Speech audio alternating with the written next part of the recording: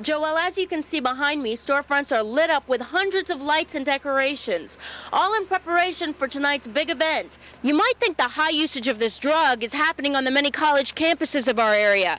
Harrisonburg police say that's not the case. It's actually showing up in our neighborhoods and city streets, right under your nose. If there's any runoff after a hard rain or soil erosion into these waters, they become contaminated. And it's these same creeks and streams that provide this community's drinking water. Well, Julie, people here in Stanton say this is downtown's biggest problem. Business owners and residents say they're fed up and they're tired of looking for a parking space. This is what Michael Ledford had to say 3 days after the fatal fire. I tell people that my son may be gone, but he's sure in the hell not going to be forgotten.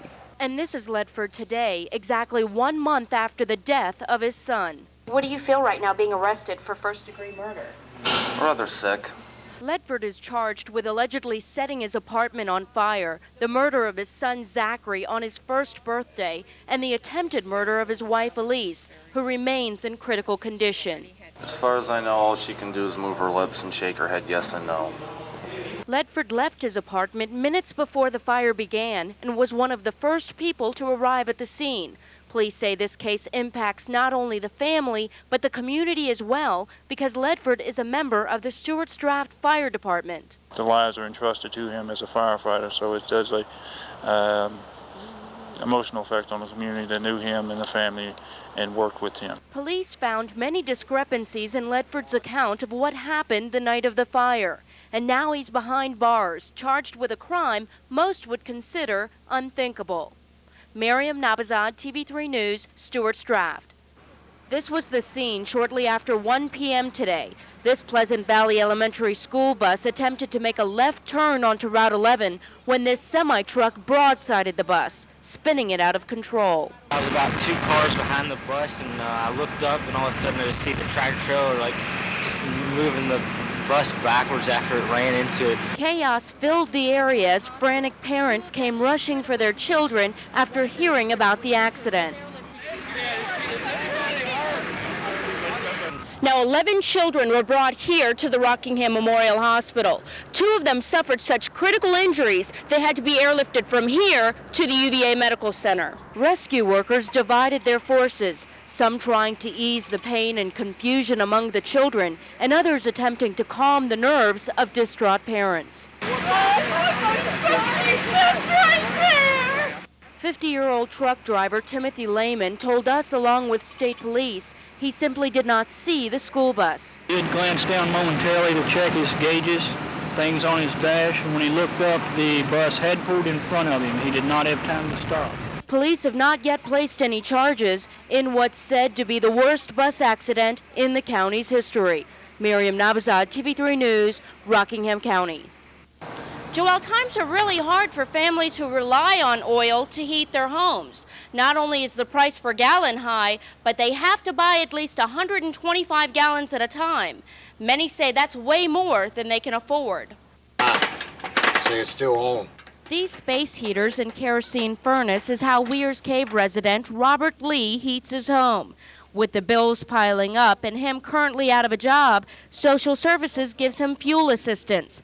Yet the last check would not cover the minimum amount of oil he had to buy. I had $88 worth of fuel down there and couldn't get none, and I didn't have none here at the house. Most oil companies require customers to buy at least 125 gallons. With the price currently at $1.25 a gallon, Lee was short about half the bill. While his local church stepped in and covered the balance, Lee says meeting this minimum requirement is just too difficult for some people. You have a lot of poor people that can't afford to just call up a fuel company and say, you know, I like to have 125 gallons delivered, and here's $200 some. They don't have that money. And it's not only the poor who have problems with this policy. Laura Davis just shelled out over $150, only to get her through what she expects to be a few more days of cold weather. We're having to go ahead and get a little bit more oil just to make it through the spring, so we had to go ahead and get the minimum amount, which is 125 gallons. Oil companies say the minimum purchase levels are necessary to cover costs involved with sending trucks out for these deliveries. And they want people to keep in mind they are a business and they need to make a profit. Now, customers like Robert Lee say that answer doesn't cut it. He says he only lives like 5 blocks away from the oil company, and in these hard times, they should give him a break. Reporting live from Harrisonburg, I'm Mariam Nabizad. Back to you, Joelle. So we know that we are in some small way helping the children of Central Virginia. Thanks to Operation Blue Ridge Thunder, run by the Bedford County Sheriff's Department, it's the newest task force to tackle crimes against children, crimes that get their start over the internet and end like they did with the arrest of alleged pedophile Earl Hargan of Harrisonburg. The investigators work out of a remote location nicknamed The Cage. I'm in The Cage right now, but because this is an undercover off-site location, they won't let me show you much more than this. This is where investigators were online with Hargan, setting him up for his capture. Their first contact with Hargan was in a chat room called Gay Dads for Sons. Through our experience here at Blue Ridge Thunder, we know this to be a chat room where adult gay men solicit young boys in hopes of sexual favors. The communication between Hargan and the investigator continued for nearly a month. He downloaded this picture of himself to the undercover agent and soon after decided to arrange a personal meeting in Bedford County. Mr. Hargan assumed that he was coming to Bedford to have a sexual encounter with a 13-year-old boy. That's when police officers arrested Hargan and are now holding him on a $10,000 bond.